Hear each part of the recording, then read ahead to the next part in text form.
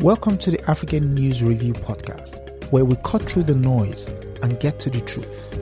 I am your host, Adesoji Iginla, and each week we are here to challenge the biases, prejudices, and misinformation in the Western press about Africa.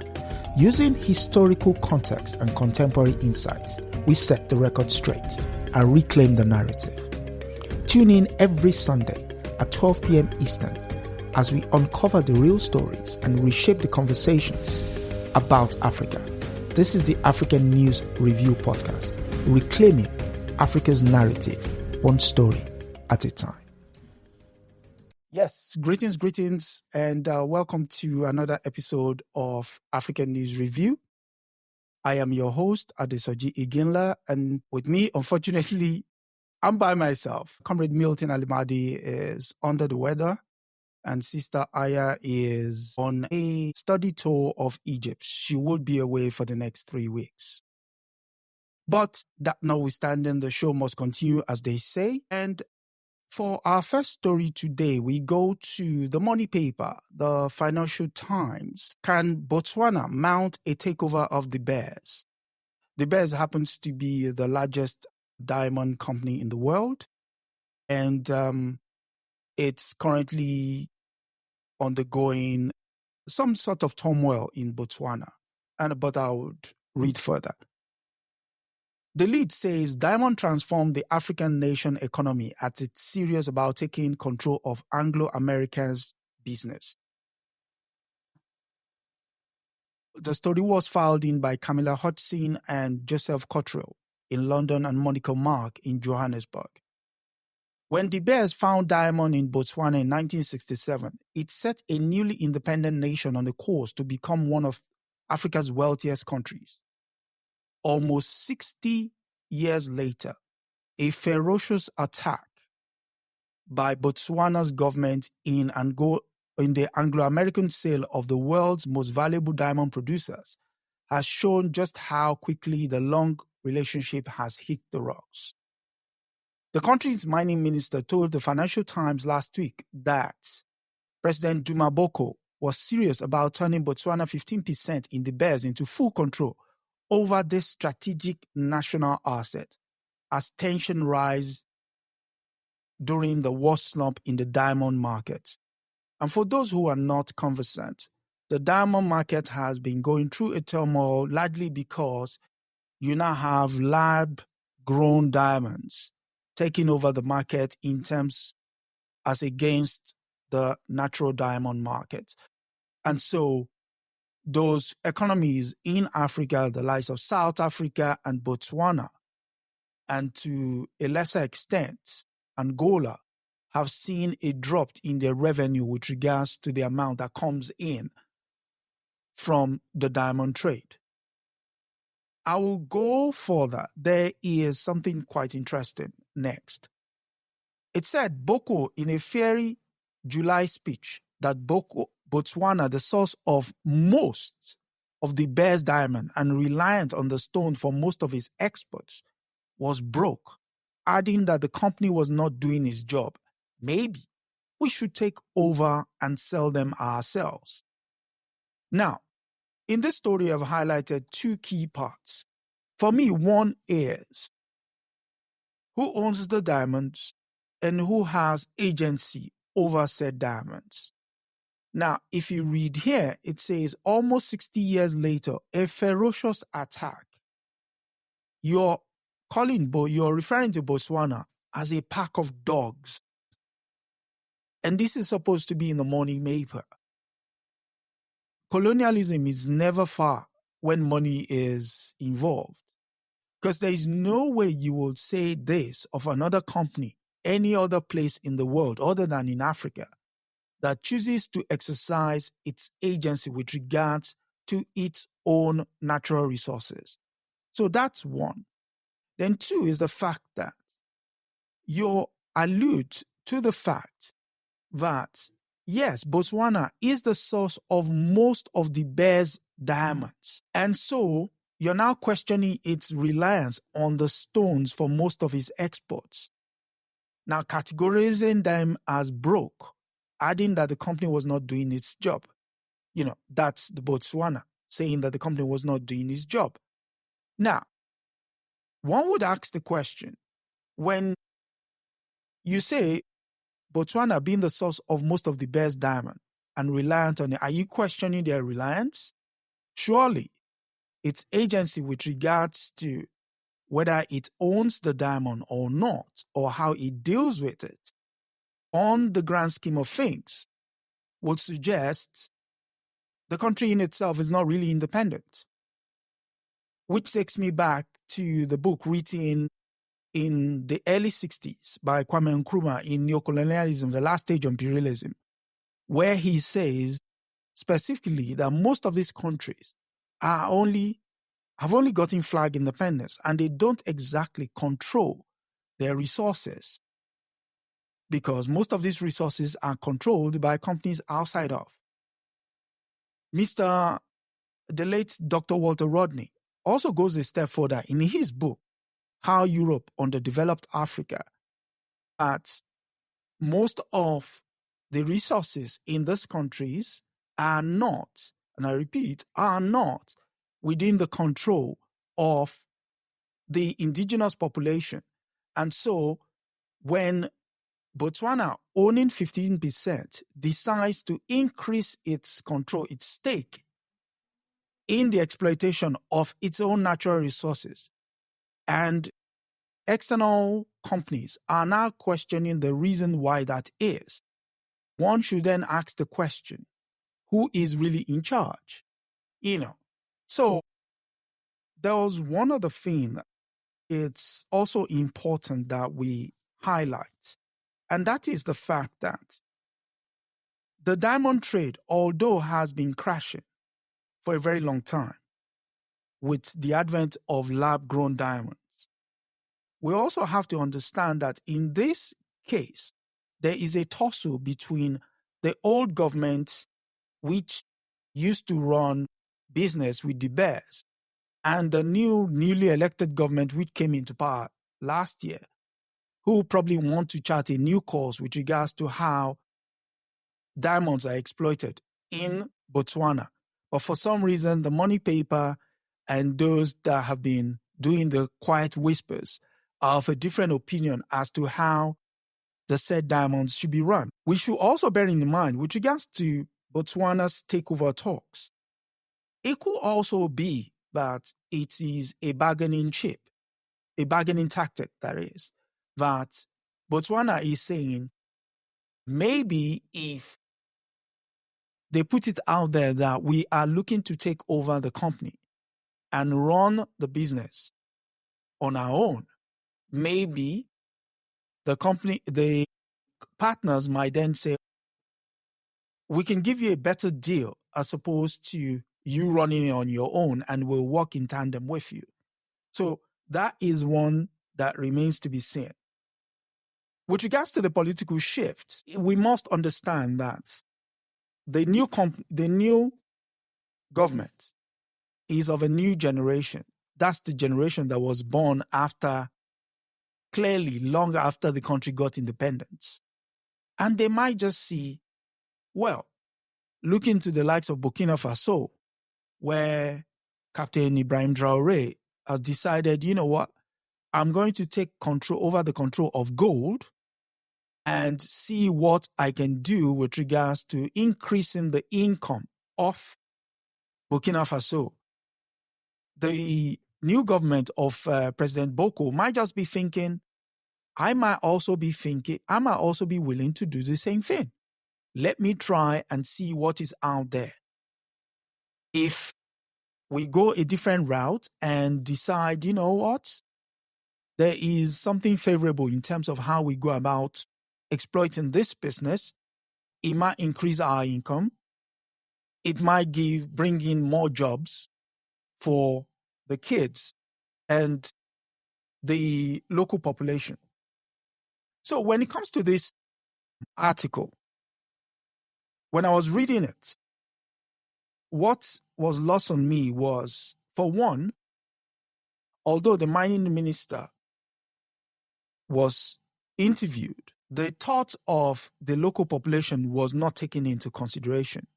Again, if we look at the fact that the three people who wrote the article were not based in Botswana.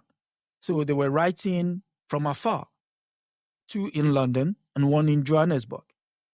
So you then have to ask the question is, if you're not on there and you're not gauging the local population's understanding of what their affairs are, what you're basically doing is a projection. You are doing a commercial projection on the country. And so we're talking about understanding how the population will see the possible takeover of President Duma Boko of the diamond trade. And if not, then clearly something, maybe the president knows something that, and the people know something that the Financial Times clearly doesn't. And then there is also the lack of community impact assessment. The company has been operating in Botswana since 1967. There is no question of what the impact is with regards to how the company has been operated, what has been its social responsibility or response in terms to set social responsibility within Botswana. That is missing in the article, but I would just leave with this. While the paper underscores the economic dependency of Botswana on its diamonds, we should also understand that in 2025, with the large movement of the political nature of how the interest of the youth in terms of how their countries are governed, we cannot easily dismiss that African ownership of said resources is a very enticing promise. But the problem is they still have to engage with foreign imperialism, as we've seen in this article within the Financial Times. And so it remains a story that we'll continue to watch and we'll continue to monitor how the situation pans out. So, that said, the issue of mineral resources within the African continent has always been one of contention. And you can just look across the continent. Gold in Burkina Faso and Mali, diamonds in Botswana, oil in the likes of Nigeria, the likes of Ghana, gold also in Ghana. But there is a constant drumbeat, and the constant drumbeat is most of this exploitation is done to the detriment of the local population. Being a Nigerian, a couple of cases have been running through the British courts with regards to the exploitation of crude oil in the eastern part of Nigeria. And most of those cases have been founded in favor of the local population. By that, the environmental degradation of that space leaves much to be desired. And so, again, that was one thing that was missing within the story I just looked at in the Financial Times. For our next story, we go to Upper Volta, or as it's now known, Burkina Faso, the land of Captain Ibrahim Traore. And the story comes from the Associated Press, and it reads, Attack on military base in Burkina Faso kills about 50 soldiers, residents say. The story was filed in Lagos, which again lends itself to the lack of local input, and you and I could take a guess as to why that is the case. But the lead reads, an attack by an armed group on a military base in northern Burkina Faso has left about 50 soldiers dead, according to account by a community leader and a resident on Tuesday. The Jamaat Nazri al-Islam wa Mumin group, or JNIM, are suspected of carrying out the attack on Monday on the base in Dago in Bolsa province, in the northern region of the landlocked West African nation.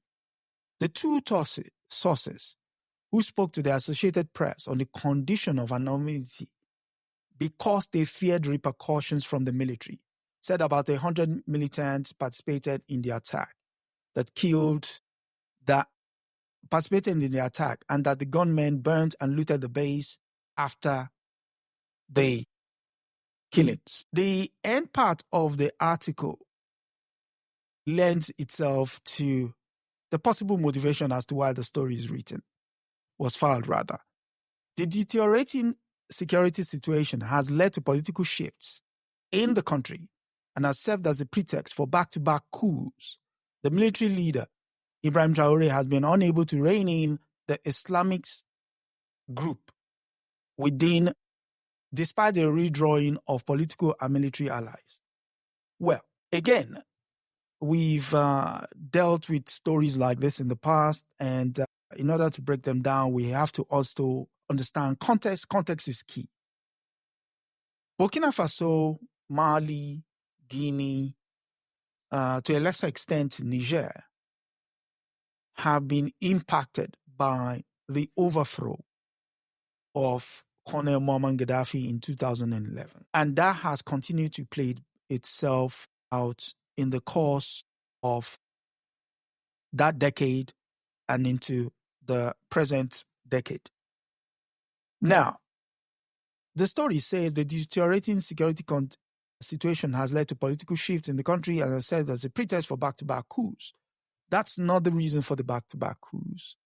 The reason for the back-to-back coups have been the French exploitation of the resources within French-speaking West Africa.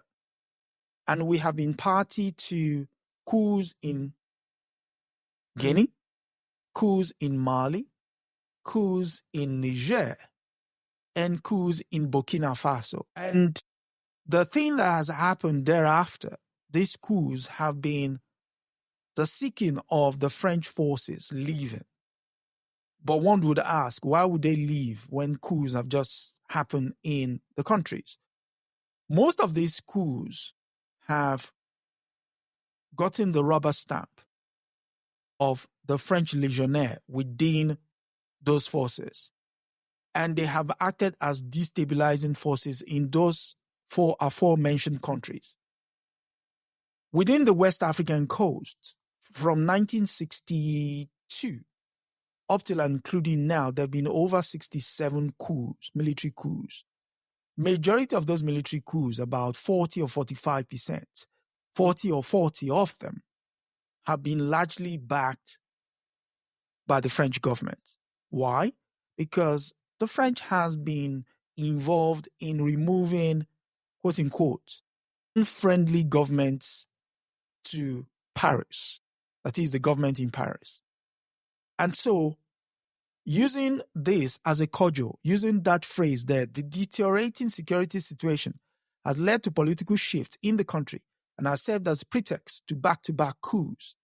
That is in itself a cudgel, a dog whistle to say the only reason why the incessant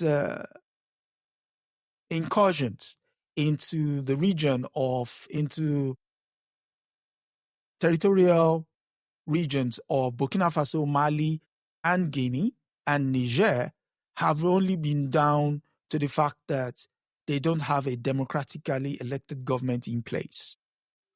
I should also add that France was there.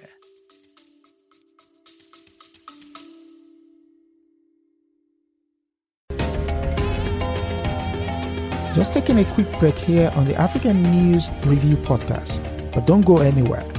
If you're enjoying our deep dive into the real stories behind the headlines, make sure to subscribe so you never miss an episode.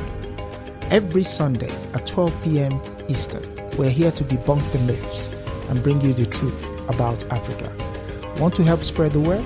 Share this podcast with your friends and leave us a review. It goes a long way in helping others discover the real Africa. Without further ado, let's get back to setting the record straight.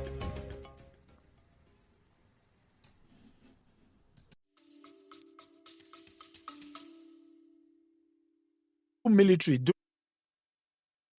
during the presidency of President Jules Hollande of Paris, of France, who insisted on sending brigades to Burkina Faso to fight the so-called terrorists, which is another word that was actually missing in this article. The phrase terrorist was not used, but instead militants. So one begins to ask the question, what's the motivation for said story? If you're not using the quote unquote the normal phrases you use when a foreign-backed government is in charge and it's the territorial integrity of said foreign government is being undermined. You're not using terrorists, you're not using Islamists, you're not using, what's the other phrase they would use? You're not using, a repertoire of normal descriptive terms are missing in here. And so you have to ask, what's the reason? And so again, jihadist is another one that's missing. So one would ask, why is it that most of these countries are unstable? Majority of them have a long-standing colonial legacy. And like I said, when majority of them got independence in the 1960s, they were co-opted by the French government to sign an understanding called the Pact of Continued Colonialism. And I repeat, the Pact of Continued Colonialism, which meant most of their budgets resided in Paris. So much so that even if they wanted to use their money, to develop their spaces, they had to write a business case to Paris for their money to be released. And I kid you not, yes, they're effectively having to give a business case as to why they need their money. And even then, when the money is released, French companies have the right of first refusal. I repeat, French companies had the right of first refusal to those contracts. So just because you got the money from France or you were lucky enough to get the money from France does not mean you can go off and do your own stuff. French companies will still take the first bite of the cherry when it comes to those contracts.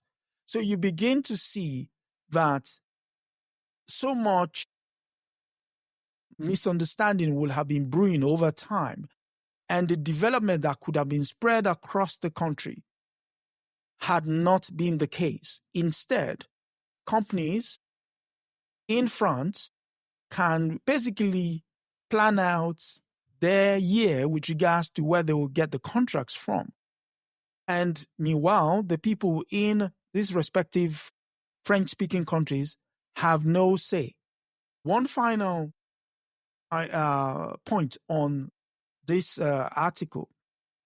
There's also the issue of, to a lesser extent now, there's also the issue of the long-standing residual issue as regards the CFA, which was the currency that was used by majority of those 16 countries, French-speaking countries in West Africa.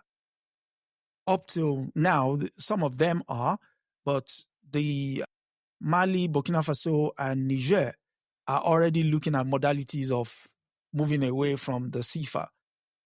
But while they move away, the residual effects of those currencies are still living with them. And so we have to ask the question, when it comes to colonialism, yes, the flags, the tricolor in the case of France went down in 1960 in majority of those West African countries. The strings of colonialism were not entirely cut.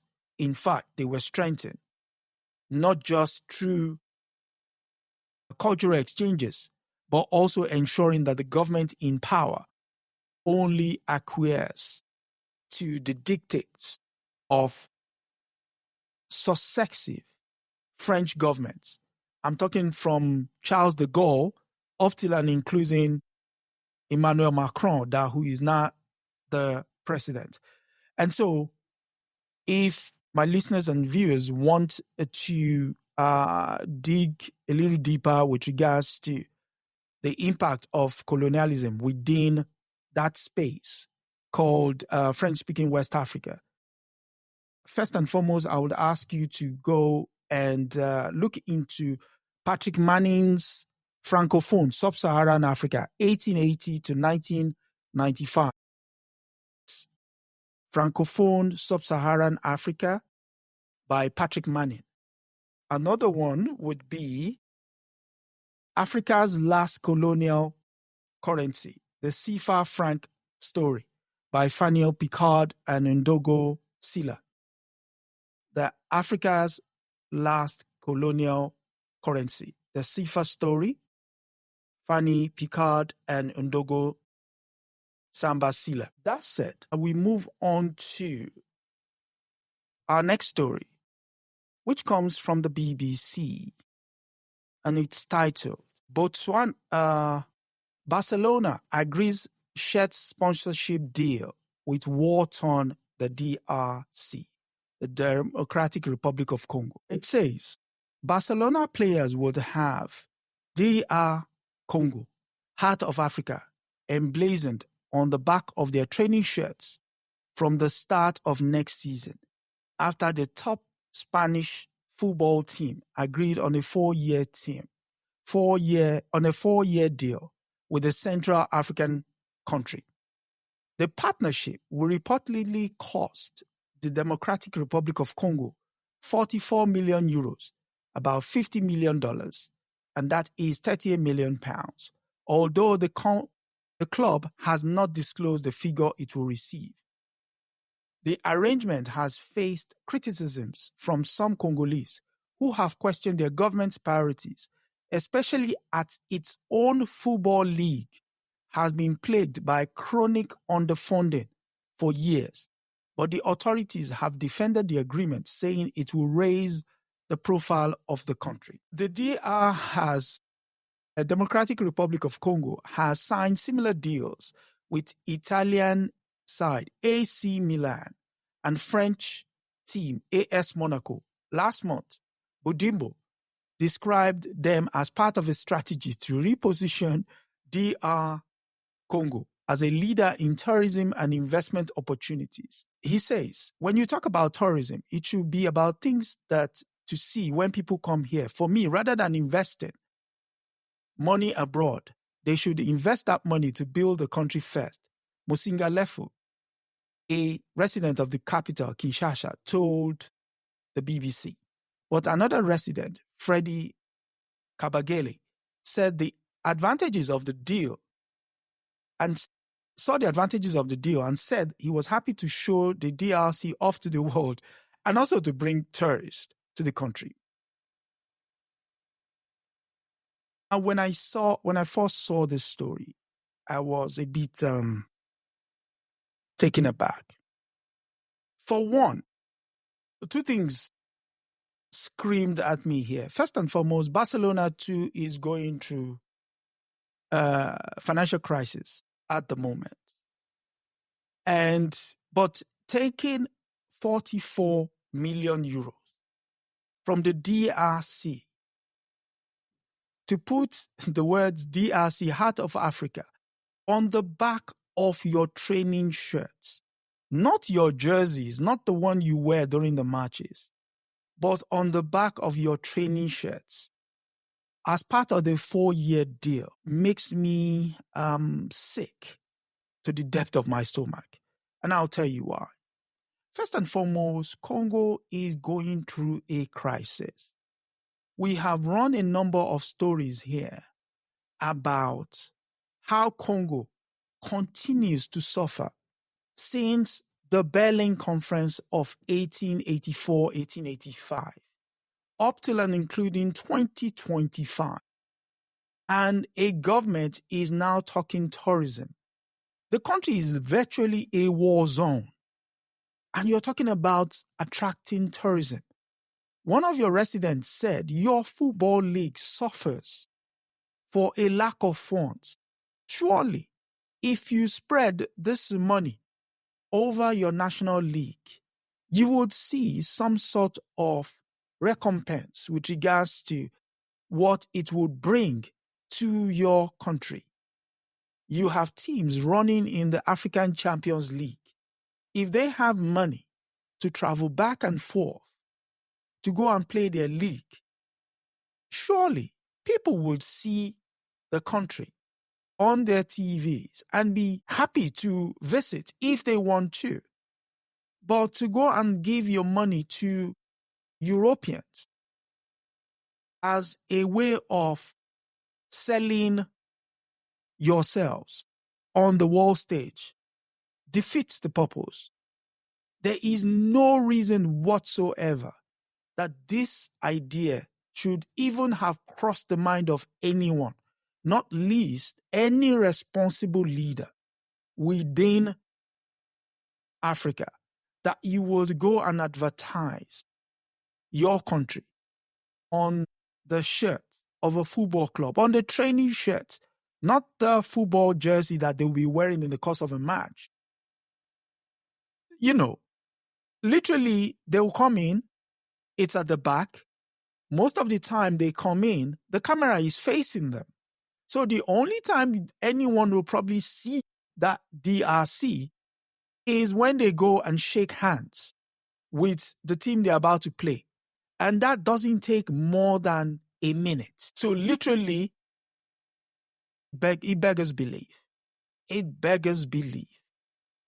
And this is the kind of nonsense that countries in Africa have to put up with when you elect leaders that have lost their marbles with regards to their order of priorities. Some would argue that, there is no arguing in its favor. There is no argument in its favor as far as Congo is concerned. And I can't blame Barcelona. And the reason why I can't blame Barcelona is it's running a business. Lawyers out there will say simply because it's a bad deal doesn't mean it's illegal. It's a bad deal because you place yourself in such a situation for you to be able to be exploited.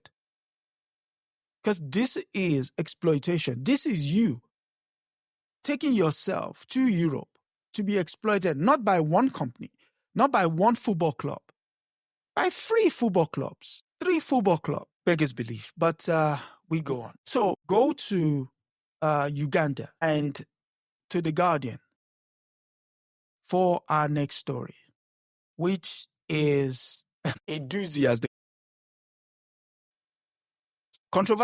controversy is always a good fodder. Ugandan cartoonists turned their pens on the president's provocative son, General Muhoozi Kainerugaba. Inflammatory social media posts provide rich pickings for satirists in the country where freedom of expression is usually curtailed. The first of the cartoon, I would read the cartoon. I have never seen such beautiful susu. Susu, apparently in Swahili, means urine. Supreme Leader, have you been told that your mustache looks like the Garden of Eden? Do you know that you are wiser than King Solomon? Your teeth are the kind every leader wants, every lady wants. Wow. Your belch smells like the best meal ever. And this story is filed by Carlos Moretti in Kampala. A bulky man wearing a baggy green army uniform urinates on the ground. Another man wearing sandals stands in the puddle, looks down and says, I've never seen such beautiful susu. Urine in inverted commas. In the scatological cartoon, scatological meaning human excrements, for want of a better word, which appears on Facebook, the psychopathic man with wet feet is supposed to be Balem Antei, a Ugandan government minister. The man relieving himself is General Muhoozi, head of the military. The provocative social media poster and the presumptive heir to his father, President Yoweri Museveni. Apparently, Ateni, the minister, has a habit of praising everything General Muhoozi does, even when he tweets all that nonsense, said cartoonist creator Jimmy Fire Setongo.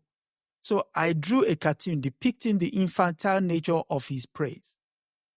Some would say, in this neck of the woods, they will call such a person the bootlegger, a bootlicker. And for the Americans with us, you probably will be familiar with such satirical cartoons, especially when it comes to the recent episode of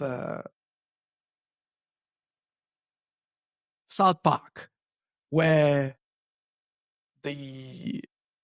your emperor, probably playing with words, your elected president was satirized by the cartoonist of South Park. So this story essentially is saying the freedom of expression, although curtailed, cartoons have now become the tool to critique the authoritarian Museveni administration.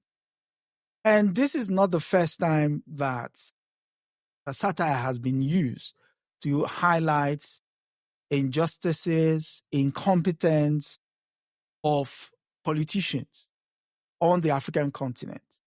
Many will be aware that a couple of years ago, a series of Nigerian heads of state shut down Twitter, shut down Facebook, because apparently they were depicted, or stories that were being carried, or opinions that were being shared on those respective platforms were not doing justice to the fragile egos of those in power. And now that, for some reason, the fragile egos of these heads of states have been exposed for what they are, it is important that we actually double down.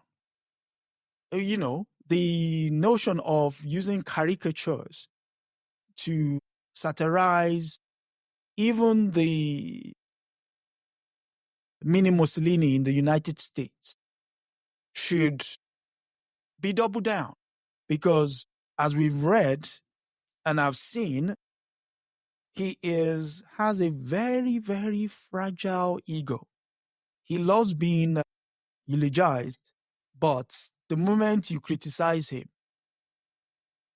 is going to probably cost people their livelihood, as Mr. Colbert found out to his detriment.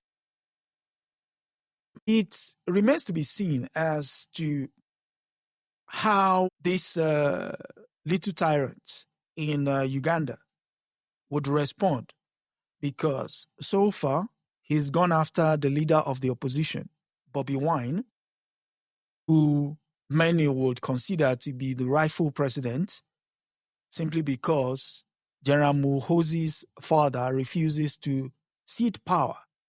The same man who in 1992 wrote a book that the problem with African leaders is they stay too long. Yes, he wrote that book himself in 1992. And in 2025, the man is seeking to run for another term of office. Let that sink in. And, the question remains, what do we make of this story? One is the fact that the story itself was filed in Kampala. So, which means the journalist is on the ground. The coverage within the article is well balanced, because it's talking about the power of observation. someone has observed that there is a minister within the country who has taken it upon himself to worship or kiss the boots of General Muhovi. Why he has chosen to do that is left best to his thoughts. But that is one thing we should let marinate in terms of how we view the article. There is one other thing that I want to leave us with, and it's the fact that Africans have always had a way of satirizing their leaders. In Yorubas, within the Yorubas, we have people who will beat drums and go around and basically, obviously they would have been paid or their palm would have been greased to call out someone. And they will do it to the point where they might not exactly call your name, but the description will match you to a T, that you're left with everyone around you understands who is being called out. And although your name you've not been referred to by name, you're left with possible the scar of public ridicule for a very long time. And so this satirical work is just following in line with what has always been.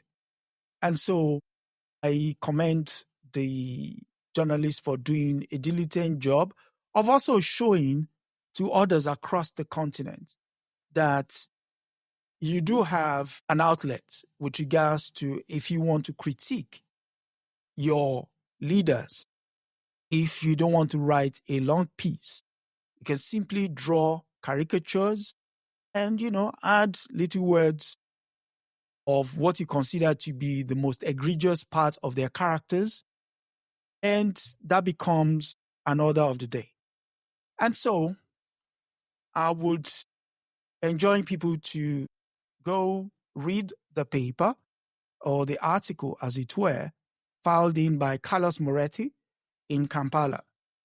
And it's titled, "Controversy is Always a Good Fodder. Uganda's cartoonists turn their pens on the president's provocative song." I would go for our final story. We return to the BBC, and this time it's a story closer to home. And it's about His Majesty's Leader of the Opposition, Mrs. Kemi Badenoch. And the story from the BBC is titled, "I No Longer Identify as Nigerian," Badenoch says. And the story is filed by Otile Michel. And it reads, Conservative Party leader Kemi Badenoch has said she no longer identifies as Nigerian and has not renewed her passport since the early 2000s. Badenoch, who was born in the UK, grew up in both Nigeria and the US. She returned to England age 16 because of Nigerian worsening political economic climate, and continued her education. Speaking on former MP and Member of Parliament and television presenter Giles Brandit's Rosebud podcast, she said she was Nigerian by ancestry, though by identity, I am not really. She goes on. Badenoch said she visited the country when her father died. She had to get a visa, which was a big fund and go. She said her early experiences in Nigeria shaped her political outlook, including why I don't like socialism. As a child, I remember not quite feeling that I belonged there. She went on saying she recalled coming back to the UK in 1996, thinking, this is home. Interesting.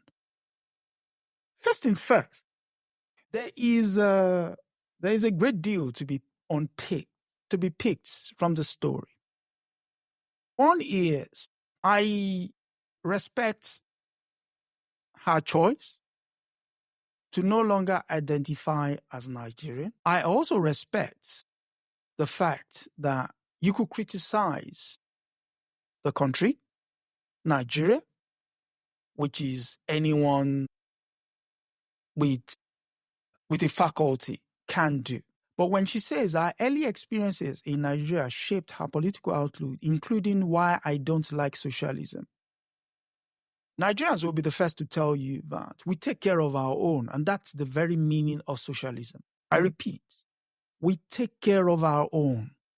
From the old, the less financially able, which is why the Nigeria 2 years ago ranked as the highest in terms of remittances to the African continent, sending in excess of over 5 billion to the continent, to Nigeria. So that is the very definition of socialism. So the fact that you don't like socialism tells us a lot about you. And the fact that you now said, what did she say? When she said, I want to quote her properly. When she said, speaking to,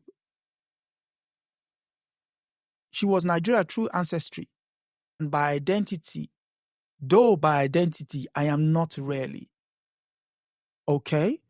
I know the country very well. I have a lot of people there. I'm very interested in what happens there. But my home is where my family is.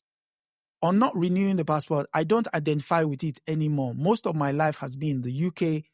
I've just never felt the need to. There is a Frantz Fanon's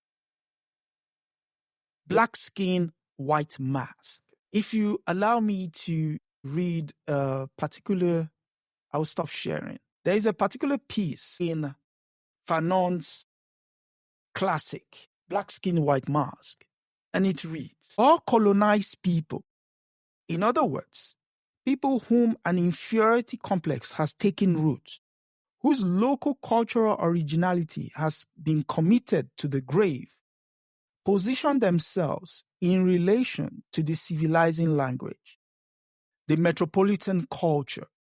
The more the colonized has assimilated the cultural values of the metropolis, the more he or she would have escaped the bush.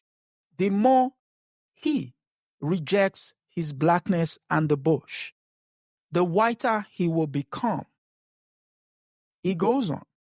They serve to convey to their fellow the master's orders, and they themselves enjoy a certain status. Now, one would ask, what has that got to do with Miss Badenoch?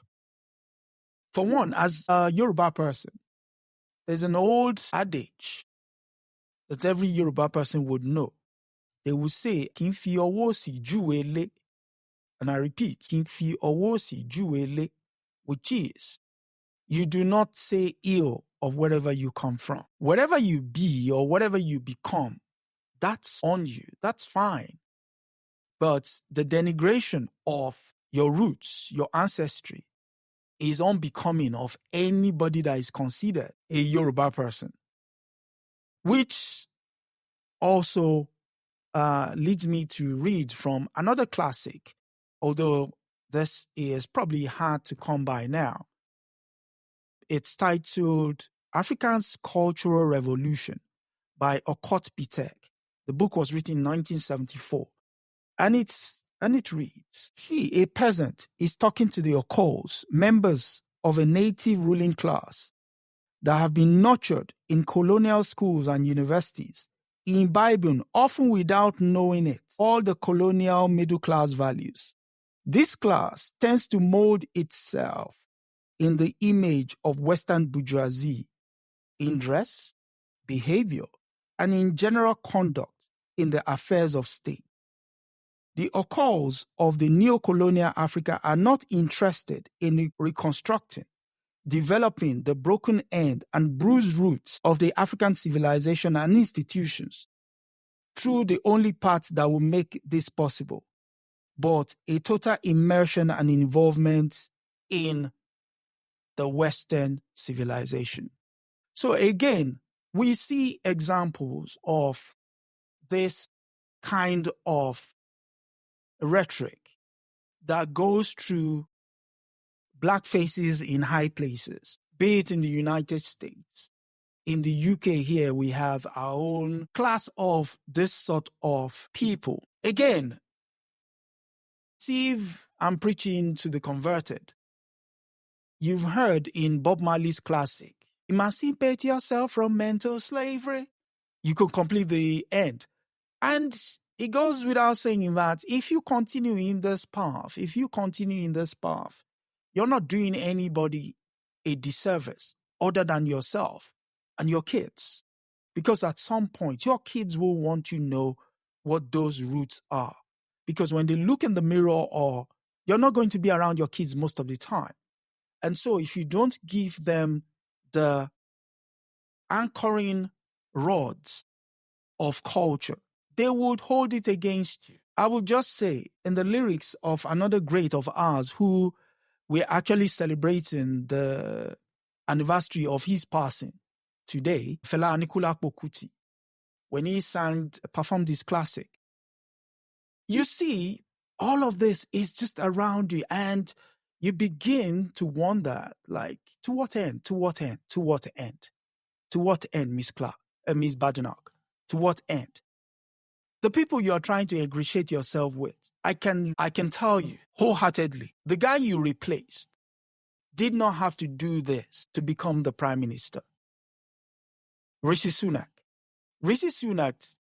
performed an Indian rites before he went into number 10 Downing Street. And for those who don't know, number 10 Downing Street is the address of the Prime Minister's office and residence in the United Kingdom. He didn't have to do this. He didn't have to debase himself in order for him to become Prime Minister of Britain. But for some reason, she feels the need to. But one thing is clear. The UK have a way of using people as placeholders. And you can be resting assured that you're a placeholder. If and when they decide they have somebody credible that can become the leader of the opposition, that can subsequently become the prime minister of this country, you'll be discarded just like the placeholder that you are. And so it's beggars belief that people still grovel to be accepted by their masters, as a good doctor would say, because you love your master. You do anything to ingratiate yourself with him. I mean, it goes back to the cartoon we were looking at earlier. When you try as much as possible to denigrate your culture in the interest of imperialism, it's a beggar's belief. That said, we have come to the end of this episode of African News Review. Hopefully, Comrade Milton Alimadi will be able to join us next week. He has been under the weather. There's a slight cold. Sister Aya Febera Eneli is in Egypt on a study tour. So she'll be away for the next 3 weeks. And hopefully she'll be able to bring us some inspiring thoughts of what she gathered in Egypt. And hopefully Comrade Milton Alimadi will also be able to join us next week. But from me, I would say thank you all for coming through. Do remember to like, share, subscribe, and all the other good stuff. I'll also be mindful that the audio version of this episode will be available on all audio podcast platforms first thing Monday morning. So you can download it and reference any part of it that you find informative. But from me, Adesoji Genla, it's good night and God bless. That's a wrap for this week on the African News Review podcast. We hope you are living with a clearer, more truthful picture of Africa. Remember, every story has another side, and we're here to uncover it. Don't forget to join us next Sunday at 12 p.m. Eastern as we continue to challenge the narratives and reclaim Africa's voice. If you've enjoyed the show, be sure to subscribe, share, and leave us a review. Until next time, keep questioning, keep learning, and keep seeing Africa for what it truly is.